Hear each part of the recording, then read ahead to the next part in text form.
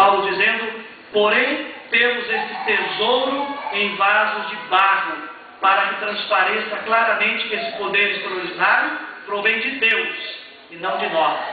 Qual é o tesouro? O tesouro é a graça de Deus, que veio até nós através da sua palavra, em vasos de barro. Quer dizer, nós somos esse recipiente, nós somos esse vaso de barro que contemos em nós a graça de Deus, a palavra de Deus.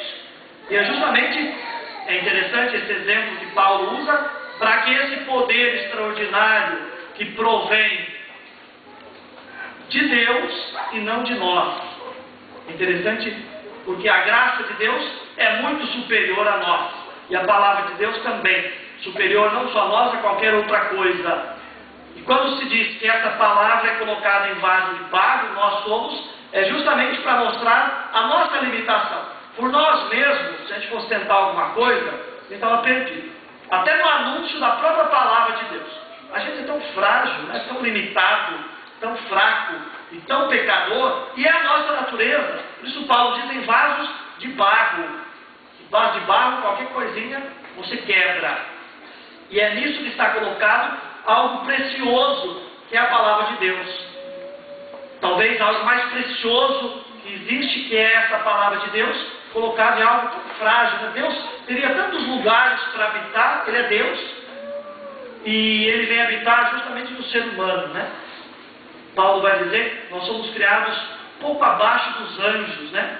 E no Salmo 8, nós vemos isso, né? O que é o homem para dele cuidar tanto assim, né? O salmista dizendo, e se pararmos para pensar realmente, o que somos nós, em vista do mundo, em vista do universo, em vista de Deus, para que Ele cuide de nós com tanto carinho assim. Pobrezinho daquele que não sente esse amor de Deus por ele, que não sente esse cuidado de Deus, que não se sente precioso ou preciosa aos olhos de Deus. Dá pena de uma pessoa assim, que na verdade falta-lhe essa fé, e falta-lhe essa fé que vem pela pregação, pelo ouvido. A fé vem pelo ouvir a palavra de Deus. Refletimos isso aqui mês passado. E justamente, quem não consegue ouvir essa palavra, e aqui o ouvir, mais do que ouvir, o escutar com o coração, claro que falta-lhe a fé. Ele é um vaso de barro vazio. Jesus vai dizer certa vez, se coloca vinho novo em odres novos, em cálices, o odre é um cálice de barro. Paulo daí vai tirar esse ensinamento. E se você colocar o vinho novo no odre velho, ressecado, ele vai estourar. E você vai perder o odre, vai perder o cálice, a taça, e vai perder o vinho também bom.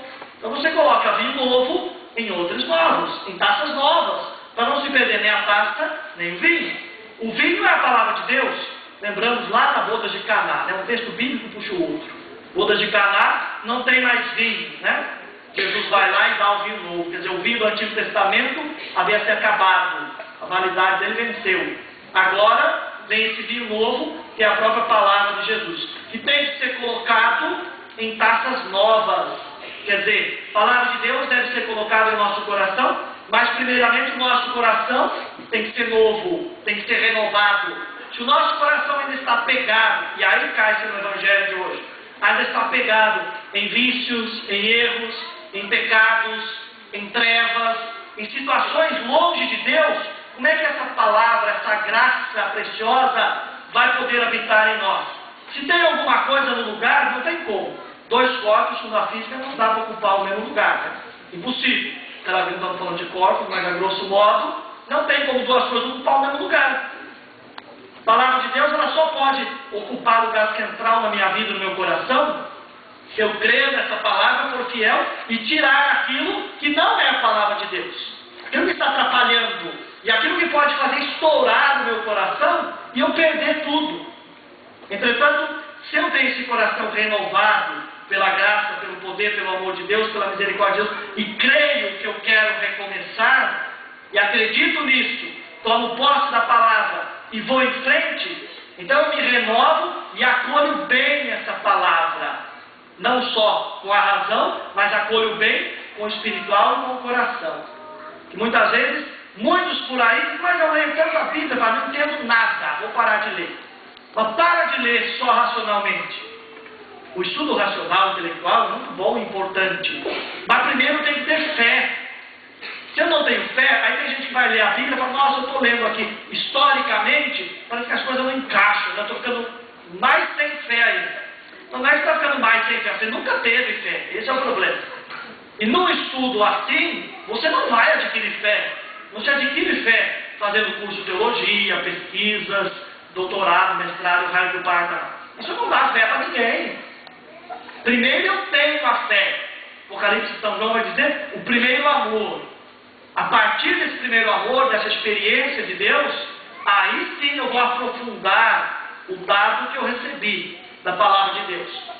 Mas eu tive a primeira experiência da palavra de Deus. Não só num estudo qualquer, mas muito além disso. Aí eu acolho essa palavra, e quando eu acolho essa palavra me cativa, me conquista. São Paulo usa isso aos Filipenses, sua carta me escreve, eu fui conquistado pelo Senhor.